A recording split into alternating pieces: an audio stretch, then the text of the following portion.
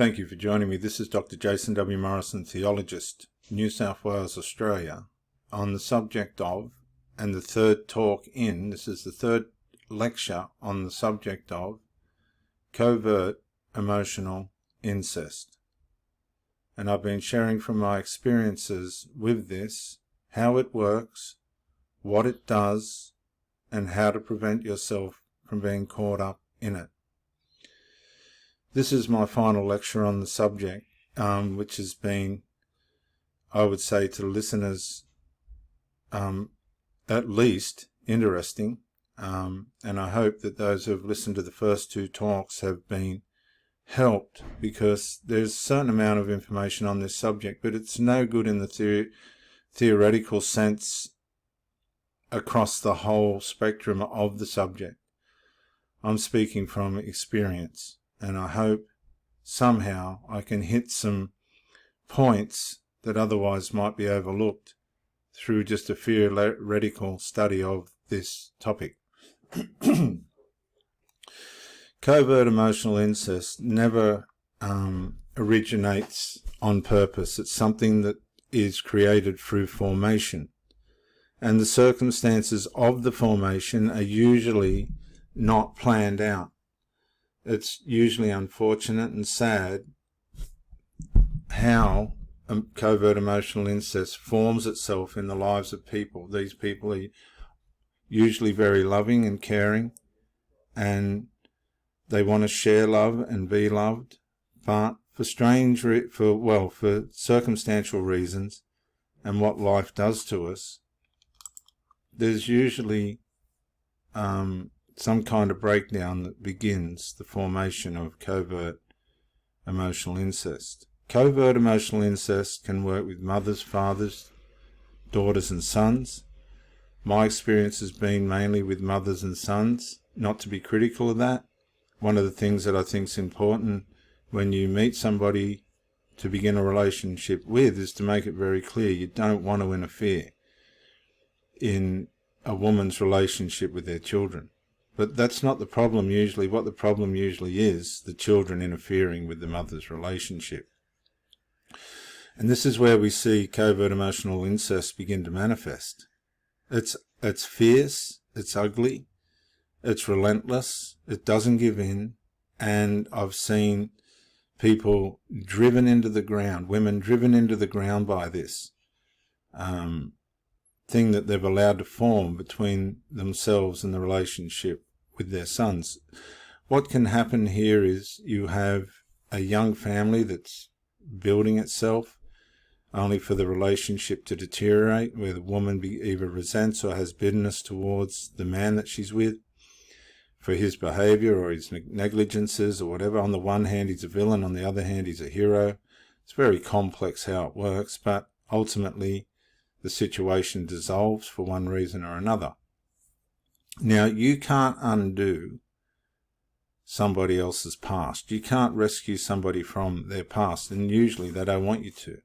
You need to understand that. You're coming into a situation that has a past, it has the consequences of that past, it has the blessings of that past, but there's a formation in the family dynamic, or what's left of the family, or even in the personal dynamic of the person that's come out of that experience. So you have to appreciate that there's emotional and physical and mental formations that have taken place through the journey of that family dynamic. Now, nobody wants their family to dissolve or break up or erode, but this is becoming such a common thing today that it's difficult to understand how to work your way through these things. And what happens is, let's get closer into covert emotional incest. What happens is, when a woman withdraws from the man that she's trying to be intimate with, at least emotionally, she'll more often than not turn to a son.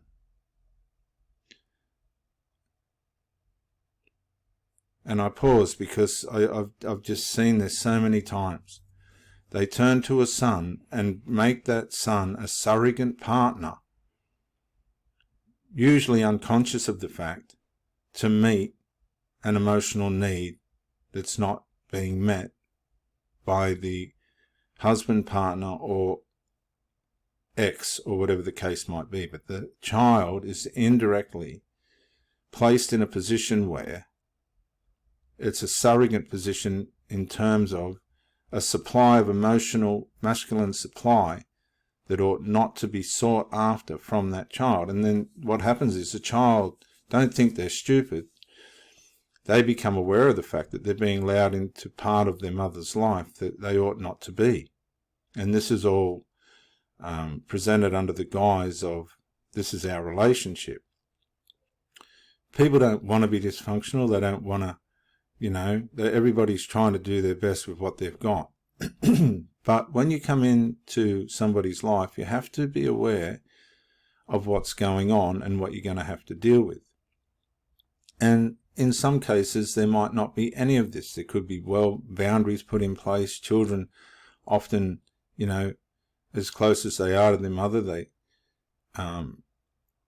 have certain boundaries in place and all this sort of thing. But what can happen is, if the ex-partner's villainized, then there has to be a collusion within what's left of the family dynamic to justify that person being gone.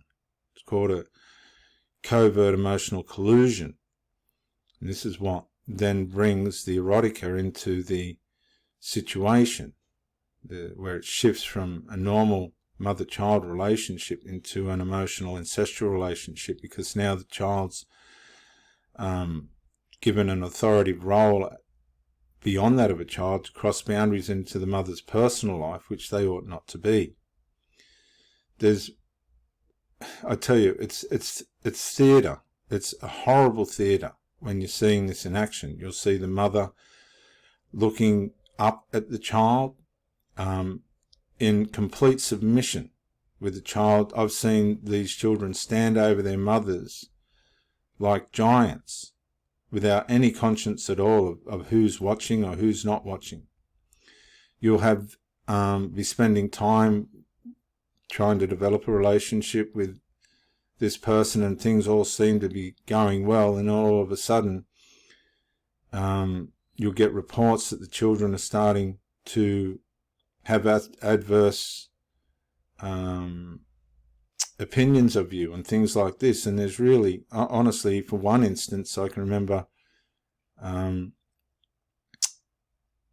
there was a relationship that I used to have, and the mother used to have time with the son, which is not an issue at all, because he had depression and other mental things that would cause him to want to commit suicide. I think if substances are related to this, they need to get professional therapy help. But what happens is you'll have families that circle around the substance, and if the substance is not in supply, or there's somebody's trying to leave the substance, it can cause all sorts of panic and senses of abandonment, which is a whole subject within itself, and a whole complication within itself, because when you've got substances, you've got different levels of sex drive accelerated, you've got people that are trying to deal with depression but only causing it. There's all sorts of confusion going on, and it's all hidden under superficial humour, villainizing other people to cause a sense of humour. And what happens at the end of it, usually in a lot of cases, these people in a roundabout way become over-emotional towards each other at one point, and then, on the other hand, have tremendous arguments between each other. It's very up and down. It's like a roller coaster ride. But one thing's for sure, through the emotional ride of it, there's going to be people on the outside hurt, and on the because the people on the inside are hurt, and it's going to end up going around in circles, so that ultimately there's only two people left, and that's the mother and the son. This is normally how that works. And then what happens is, when they realize that, there's a possible loss of a person that could have been a positive input into their life, they, in some ways, for some short time, turn on each other. So you'll have the mother who's trying to care for the child, and rightfully so. There's nothing wrong with that. I think it's good. And all parents should be at least contributing to some extent emotionally and psychologically into their children's lives. The mother's role is more of the nurturing role. But what begins to happen is this all changes when somebody comes from the outside in. Because now the mother's emotional attention is shifting. It's shifting from the child, and she's trying to find her needs to be met from a male that this child doesn't know. And there's all sorts of turmoil that can create in children. Oh, is this person going to hurt my mother? Is this person going to take my mother away from me? There's all sorts of questions that they begin to ask themselves. And if they've come from a situation where they haven't had good role models or seen men do anything positive in their lives, then you've got to realise that you're going to be put into that basket. And it's not your job to try and convince these people that you're okay, as long as you are okay.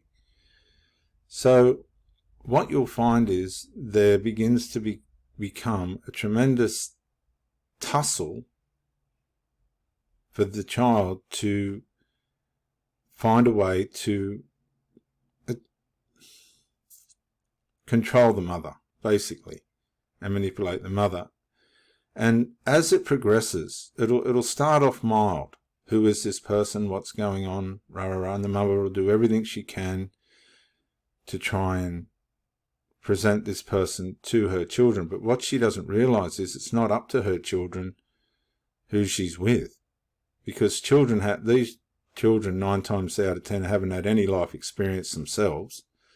We're talking about, in some cases, young men, young adults still living with their mother. And I'm not saying that critically, because it's very expensive to live out there now, and that's fine. But just because you're living with your mother doesn't mean you have to have your nose in all of a business. But this is what these people allow. And so what happens is, as soon as the personal details of a person's relationship are shared in a dysfunctional way, when privacy is violated, then you've invited people into into the relationship that should not be there. They're not in the spirit of the relationship. They're not in the interest of the relationship. They're only looking out for the best interests of themselves and the mother as an individual, particularly if the mother's still the fucking cooking dinners and washing up and all the rest of this stuff after them, as I've seen in 2 cases. So what happens is the parent is the one that's allowing the formation. So at the end of the day, it's the parent's responsibility. You don't look at the child and blame the child. You look at the parent and go, this person's allowed this to form into the way it is, whether they've been aware of it or not.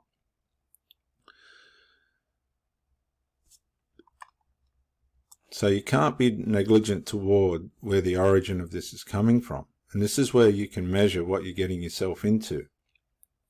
I've had young adults knowing too well that the parents trying to have some, adult time for themselves, come busting through bedroom doors. I've had them shouting outside the bedroom door. I've had the poor mother have to get up and run to meet some illegitimate need that the child's got while she's trying to spend some time to herself. I mean, all this can be justified by the violator and swept under the carpet, but that's not the point. It's a matter of how much you're going to be able to take while you're watching all of this. I'm not talking about little children. I'm talking about young adults that should be developing into out the door you go. You'll have... I've had women say to me that my son thinks I'm neglecting him because I'm spending too much time with you. Well, that's not my problem, is it? That's your problem. You need to fix that. What, are you neglecting your fucking young adult child because you're spending time in a relationship? Are you really? Like, you got to stop and ask yourself that. This is what these people don't do. But what happens is you end up in a situation where it's got nothing to do with you. I can remember going to see a woman one night, and she told me when I got there that she needed to have one of these talks with her son, that it was urgent or he might commit suicide and it'll be her fault. I'm thinking to myself, oh, for goodness gracious me. So I decided that I'll try and sit it out in the bedroom, because I wanted to spend, it was Friday night, I wanted to spend it with my girl. So to cut a long story short, he gets home at 8:30 at the peak of the night, and off they go for a talk. Well, I could hear what was being said, and it was none of my business, to be honest, and quite frankly I didn't think it was legitimate and emergency or anything at all. It was just a dumping of stuff onto the mother, emotional stuff onto the mother, that quite frankly I don't think she even needed to entertain. But this was the pattern that had been formed. Now, I had no problem with that. The only problem I had with that was I got bored. I didn't think it was my place to be there, so I left. Now, as I walked out the door, I could see the mother looking up into this child's eyes, as usual, as you see in a lot of these cases, with worship. And I didn't even feel comfortable to say goodbye. I went, not with any malice or any intention of causing upset, but apparently it made a statement to the child that I wasn't happy about him talking to his mother, which tells you something, doesn't it? It tells you that obviously that he knew what the timing of the situation was, and that I wasn't going to be wasting my time or causing anxiety for the mother while they have their talk. But it was interpreted that I was being rude. Well, that's fine, whatever the case might be. But there's a lot more to it than just that. I mean, if the mother's silly enough to line up a talk with her son when a boyfriend's coming down there to see her, you've got to ask yourself, where are the boundaries here? Well, there aren't none. These are the signs that you need to use to work out where all this is headed. So you go to yourself, right, the son's got priority here. You've given your time to this person. They're shifting it and shuffling stuff around unnecessarily. And this is where it's up to. Now, this happened on several occasions, and I started to take very close notice of it. I left on purpose. I left because I didn't need to be there. I left because the situation was completely out of order. The mother had lost boundaries again. I left indirectly to make a statement to the child, which he obviously noticed loud and clear, and it trod on some corns. That's what I wanted to do, to see what the reaction would be. And I also left to let the mother know that, if you want my time, you better use it valuably. Not that I care that you're going to be interacting with the children, but my time's not, I'm not just coming down here for the sake of it either. So it can get all twisted up and muddled up, because if you've established the fact that you don't want to get in the way of parent-child relationship, and I don't think anybody does, then if that gets all confused and muddled up and seen in the wrong light, you're not gonna get anywhere, because the collusion, again, remember, the collusion against the male that was there before you will begin again. That's the object of covert emotional incest, to take out the person that's costing the child their supply, or the mother their supply. Just say that the young male adult's got a wife, for instance. Well, the mother's going to work on the young male adult, if necessary, to leave that wife sitting on the sideline. I know many women that have had relationships with men that have been too close to their mother, only to realise that they've gotten themselves in a situation that's of no benefit to them whatsoever. So it's not being critical of people, because everybody wants to be loving, but we've got to find some answers to the dynamics that are going on here. And my conclusion is there really aren't any. If people aren't used to setting up boundaries, and you're in one of these relationships and your time's being taken for granted, not that you haven't got understanding, not that you're trying to get in the way of anyone and all that nonsense, that's just justification to give permission to the covert emotional incest. You have to ask yourself, well, what's actually going on here? I'll tell you what's actually going on. What's actually going on is the son's running the relationship, whether the woman wants to admit that or not. Because whilst, take for instance this meeting that happened, whilst you're getting blamed for being rude, that's not the case at all. At all. The case and the problem in the matter was no boundaries set by the mother because of the power that the child's got over her. Now, it all comes under the guise of compassion and this, that, and all the other, but what's more important? Well, the message there is, you're important to me as my partner, but my son comes first. Now, nobody could argue with that, but there's no order either. Why on a Friday night at 8:30, 9 o'clock at night, do you have to let the son dump stuff on you that's not going to, make much difference whether it happens then or in the morning? So as men, you've got to ask yourself, am I prepared to put up with this? Am I prepared to give my time to this? Because it ain't going to stop. In fact, it's going to intensify. As soon as these people can get something on you or against you, the poor woman, if she can't stand up and say, hang on a minute, which they're supposed to, but 9 times out of 10 they won't, because the power that the child's got over them is so great. They're prepared to sit there on their own with fucking black cats and whatever and just ride it out because it's all too hard. That's not your problem. It's just not your problem. You'll hear many talks of men that are trying to help men, of how many single women have cats and fucking dogs and pets and things because they're trying to fill that place that a man's supposed to fill, and they're getting a little drip feed off the son or the sons or whatever, or the man, its daughters or whatever, but it ain't helping anybody with anything. You can come into one of these relationships in complete order, providing the best part of yourself in every aspect and respect, but it's going to be reduced to the level of the covert emotional incest relationship because that's where the trouble's going to be. And if you tread on that corn, you don't know what the reactions are going to be. I mean, the mother has to side with the child if the child's running the house, if he's on the pedestal, on the perch.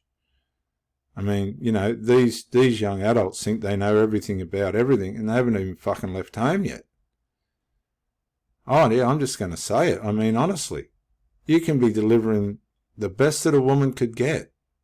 Understanding, fucking physical, emotional touch, presence, all the rest of it, but it means nothing if you're not playing the covert emotional incest game. You have to realise that.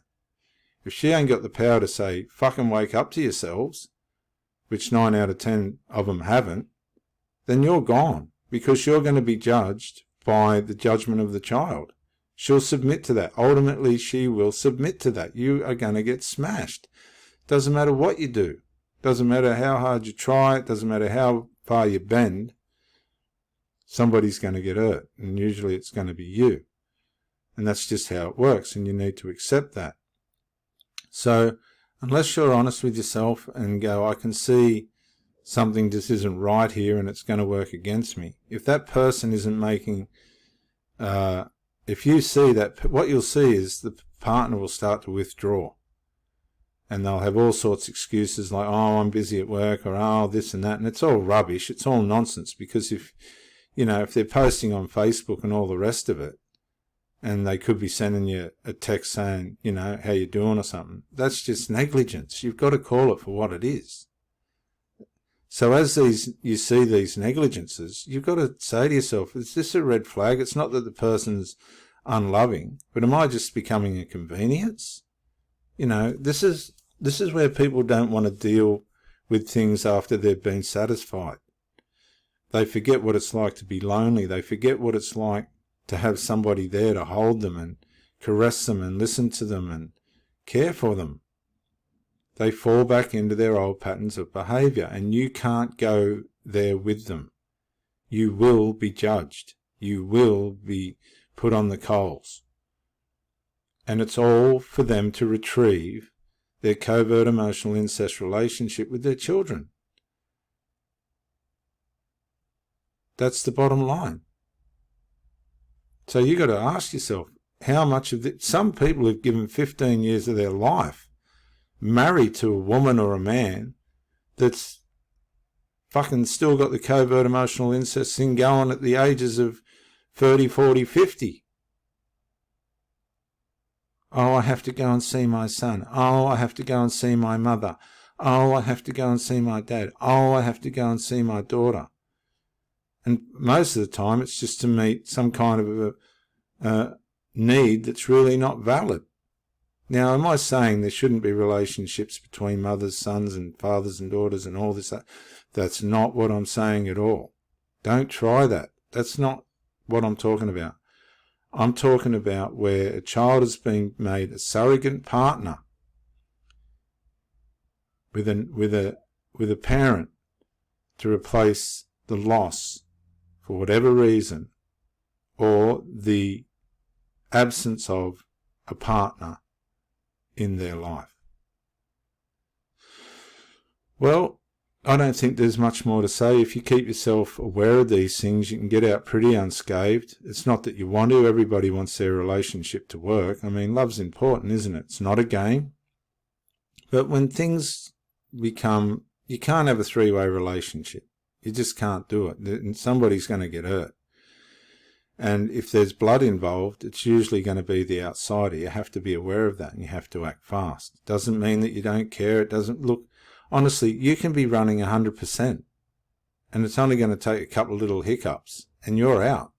Either you choose to be out or you'll be put out. The child will usually cause so much trouble for the mother and angst for the mother, they'll work so hard on her, she just will go, this is all too hard.